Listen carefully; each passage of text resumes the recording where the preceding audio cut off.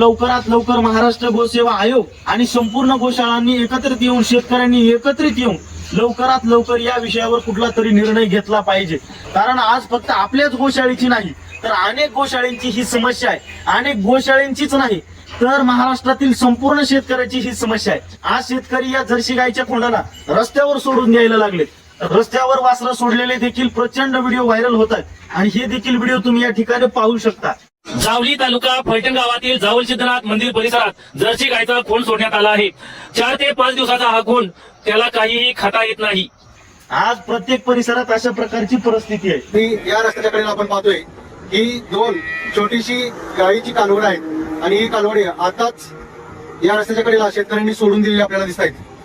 तर आपण पाहतोय की हा रस्ता वाहतोय आणि भरधाव वेगाने या रस्त्याच्या कडेला रस्त्याने गाड्या वाहत आहेत आणि अशा वेळेस या कालवडांचा इथे अपघात होण्याची दाट शक्यता आपल्याला पाहायला मिळते। आणि जर अशा प्रकारचे हे जर्सी गायीचे खोंड रस्त्यावर सोडायला लागले तर या जर्सी गायीच्या खोंडाला कुत्री फाडणार। या जर्सी गायीचे खोंड जरी रस्त्यावर सोडले परिसरात सोडले तरी सुद्धा कुठल्याही प्रकारे हे जिवंत राहू शकत नाही।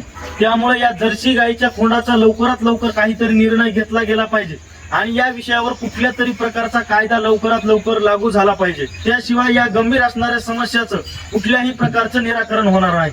जय श्रीराम, जय गोमाता।